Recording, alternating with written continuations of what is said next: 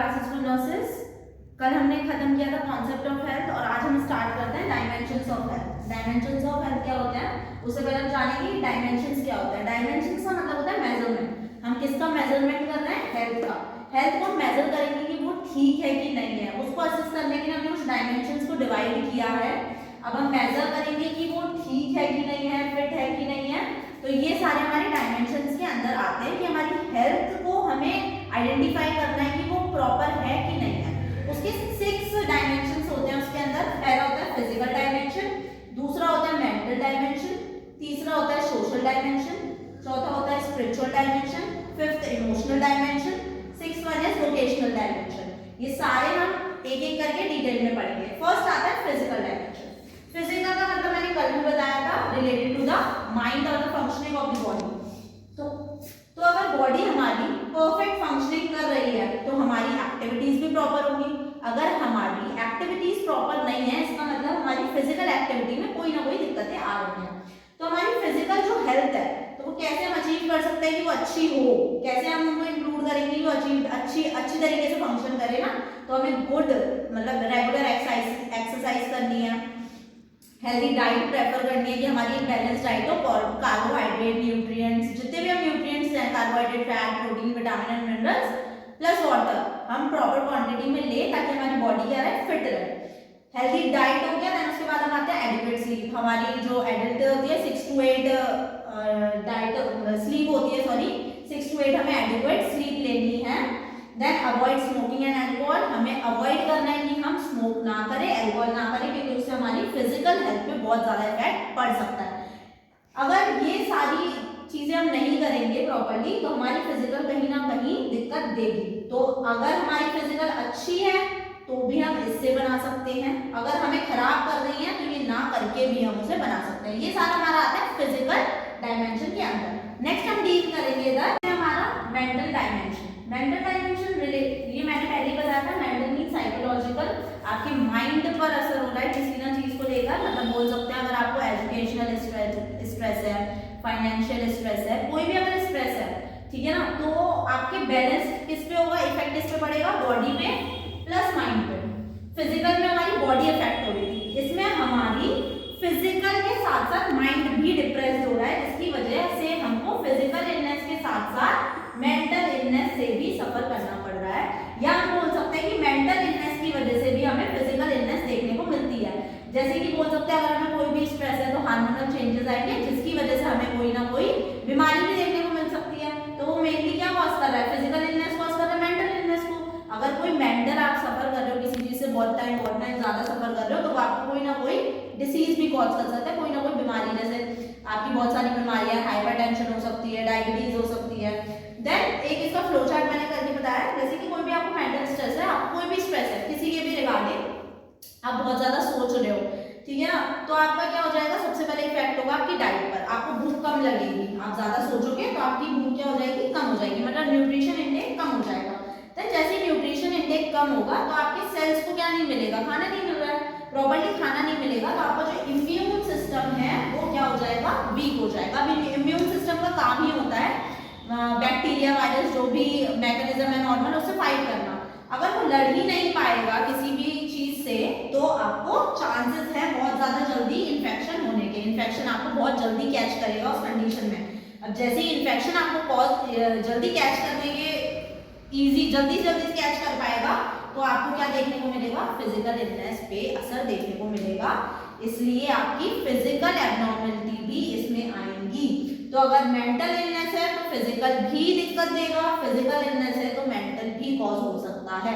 दोनों क्या है, एक दूसरे पे इंटरलिंक्ड है, इंटरकनेक्टेड है, दोनों आपस में क्या कर रहे हैं, प्रॉब्लम क्रिएट कर रहे हैं। इसीलिए हम इसे किसमें कर रहे हैं, मेंटल डायमेंशन के अंदर, ताकि क्योंकि ये क्या कर रहा है, मेनली हमारे मेंटल इलनेस पे भी असर डाल रहा है। तो हमें अगर ये सारी चीजें पता होगी तो हम हेल्थ को इजीली, अगर मेंटल इफेक्ट पड़ रहा है तो हम हेल्थ को इजीली आइडेंटिफाई कर पाएंगे कि क्वालिटी मतलब किस टाइप का। मेंटल डायमेंशन से हमने बताया था कि कैसे हमारा बॉडी और माइंड रिलेशनशिप करके कैसे हमारे मेंटल डायमेंशन को हम आइडेंटिफाई कर सकते हैं, मेजर कर सकते हैं कि उस पर क्या इफेक्ट पड़ रहा है। अब कुछ कैरेक्टरिस्टिक्स होती हैं, characteristics of mentally health person, मतलब अगर कोई भी हेल्दी पर्सन है तो हम कैसे आइडेंटिफाई करेंगे कि वो ठीक है कि नहीं है।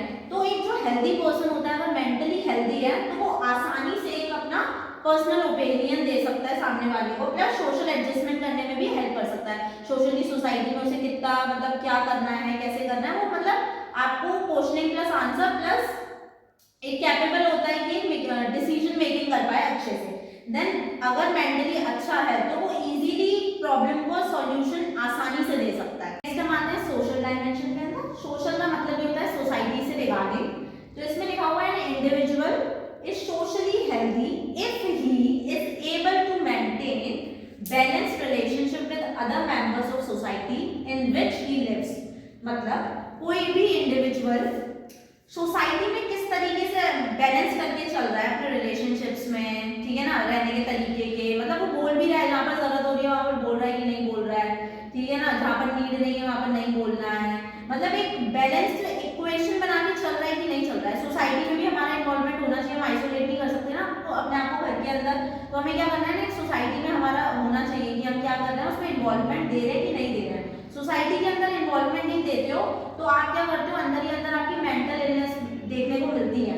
तो अब जो सोशल डायमेंशन है उसमें कुछ जो इंक्लूड आते हैं, सबसे ज्यादा क्या होता है कम्युनिकेशन। अगर आप अच्छे से कम्युनिकेट कर पा रहे हो, अगर आपकी सोशल डायमेंशन बहुत अच्छी है तो आपका कम्युनिकेशन, मतलब आपका कम्युनिकेशन अच्छा होगा इसलिए आपका सोशल डायमेंशन अच्छा है। प्लस अगर आपका सोशल डायमेंशन अच्छा है तो आपको रिस्पेक्ट भी मिलेगी, आपके थॉट्स को प्रेफर किया जाएगा कि उसको ऊपर रखा जाए। देन सोशल फंक्शनिंग भी अच्छे से होगी। सोशल फंक्शनिंग मतलब आप कंट्रीब्यूट अच्छे से कर पाओगे सोशल सोसाइटी में अच्छे से। देन इक्वालिटी, आपको इक्वालिटी ऑफ राइट्स मिलेंगे सोसाइटी के अंदर, जिसकी वजह से आपको सेल्फ स्टीम, मतलब अंदर से भी आपको अच्छा फील होगा कि हाँ मेरा भी सोसाइटी के अंदर कुछ ना कुछ इन्वॉल्वमेंट है।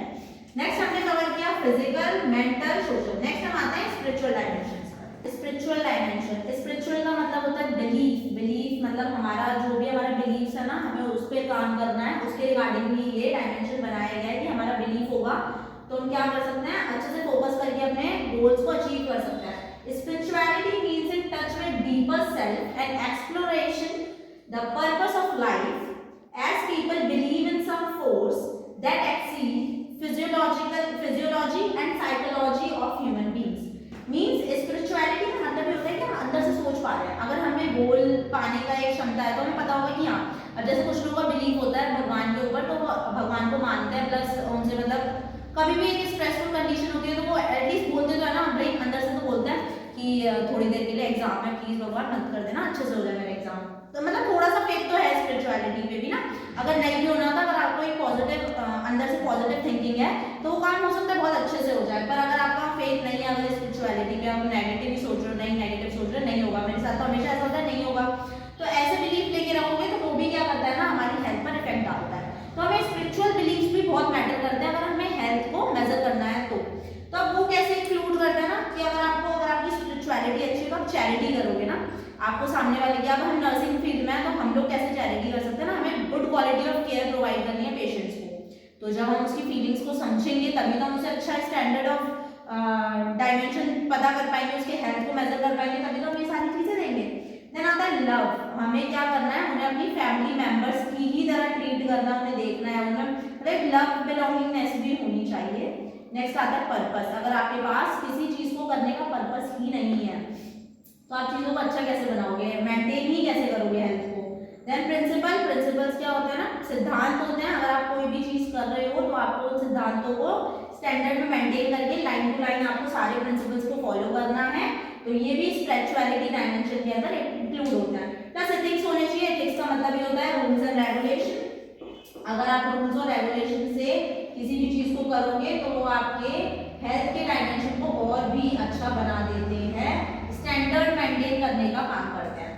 नेक्स्ट आते हैं होप ऑफ लाइफ। एक आप क्या कर सकते हो, पेशेंट के अंदर कैच कर सकते हो कि वो जीना चाहता है कि नहीं चल रहा है। मेनली बेसिक क्या है ना, स्पिरिचुअलिटी होना बहुत ज्यादा जरूरी है। अगर पेशेंट का फेथ होगा प्लस आपका फेथ होगा तो पेशेंट बहुत ज्यादा जल्दी अचीव कर सकता है अपने मतलब नॉर्मल रिहैबिलिटेटिव केयर जो हमने कल पढ़ा था उसके अंदर जल्दी से जल्दी आ सकता है। नेक्स्ट हम आएंगे स्पिरिचुअल कंप्लीट स्टार्ट करते हैं इमोशनल डायमेंशन। इमोशनल डायमेंशन क्या होता है, emotional health related to the mental health and is considered as an important element of health. Emotional भी जो चीज है ना वो हमारी हेल्थ पर बहुत ज्यादा असर डालती है। अब इमोशनल मतलब क्या होता है ना, इमोशनल मतलब आपकी फीलिंग्स, आपका बिहेवियर मेंटली कैसे बिगड़ता है ना, वो सारी चीजों में क्या आ जाएगा, जैसे कि आपके इमोशंस कौन कौन से तरीके के होते हैं, सैड होता है, हैप्पी होता है, एंगर होता है ना, ये सारे आपके क्या इमोशंस है, फीलिंग्स है। तो अगर आप बहुत ज्यादा दुखी हो तो वो आप क्या है, आपको किसी ना किसी कंडीशन में वो आपको वीक बना रही है। अगर आप बहुत ज्यादा खुश हो तो वो एक्सप्रेस कर रहा है आपके इमोशंस कि हाँ आप खुश हो। अगर आपको बहुत ज्यादा गुस्सा है तो गुस्सा भी एक इमोशन है। तो ये सारे डायमेंशन से हम पता कर सकते हैं कि हाँ किसी ना किसी में आपके इमोशनल चेंजेस की वजह से भी क्या होता है ना, आपकी हेल्थ पर अफेक्ट पड़ता है, ठीक है, जिसकी वजह से पर्सन की फीलिंग्स चेंज हो जाती है। कॉग्निटिव थिंकिंग्स, कॉग्निटिव मतलब होता है आपकी एक्टिविटीज होती हैं सोचने की, लिखने की, मैथ्स के सॉल्यूशन सॉल्व करने की, कोई भी मतलब एक इक्वेशन को सॉल्व करने के लिए भी हमें क्या करना पड़ता है ना, इमोशनली कॉग्निटिवली सोचना पड़ता है। तो वो आपका इमोशनल डायमेंशन भी हम कैसे चेक कर सकते हैं, इन सारी चीजों से चेक कर सकते हैं। अगर गलत होगा तो वो आपको इस तरीके से दिखाई देगा, आपको बहुत ज्यादा गुस्सा आएगा, ठीक है, आप फ्रस्ट्रेटेड हो जाओगे एक चीज से, तो एक पर्सन की आप फीलिंग को क्या कर रहे हैं इसमें चेक करते हैं। तो जो इमोशनल हेल्थ है उसके अंदर क्या क्या देखने को मिलता है, अगर आपका इमोशनल अगर बहुत अच्छा है तो आप एक पॉजिटिव थिंकिंग कर पाओगे, मतलब आपकी जो सोचने की आप नेगेटिव नहीं सोचोगे, it should be always positive. Then आप एडजस्ट कर पाओगे सोसाइटी के अंदर, प्लस आप क्या कर पाओगे, सेल्फ एडजस्ट कर पाओगे। जो भी आपके सामने कंडीशंस आ रही है अगर आप उसको पॉजिटिव लेके चलोगे तो आप इजीली एडजस्ट कर पाओगे चीजों को। नेक्स्ट होता है एबिलिटी टू एक्सप्रेस फीलिंग, आप अपनी सामने वाले को फीलिंग्स भी एक्सप्रेस कर सकते हो कि हाँ यार मेरे को ये बात थी, इस वजह से मैं परेशान था। तो अगर आप इजीली उसे बताओगे कि ये कंडीशन थी, ये कंडीशन थी, इसका मतलब आप फीलिंग को एक्सप्रेस कर रहे हो। अगर अंदर रखते हैं उस बातों को तो बहुत ज्यादा हमें क्या हो जाता है, फ्रस्ट्रेशन हो जाती है, प्लस मेंटल इलनेस भी इफेक्ट हो सकती है। तो हमें क्या करना है, हमें फीलिंग्स को बाहर दिखाना है, फीलिंग्स को छुपाना नहीं है, फीलिंग्स को दिखाना है।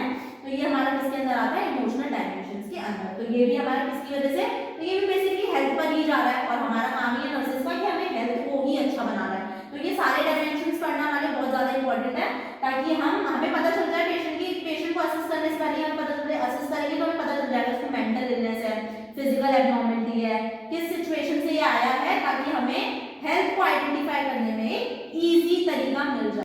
नेक्स्ट हम आते हैं लास्ट हमारा 6th one, vocational dimension.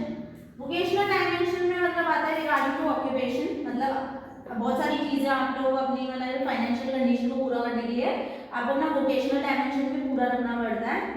Vocational को हम समझ सकते हैं should be regarding to the occupation, it should be personal satisfaction,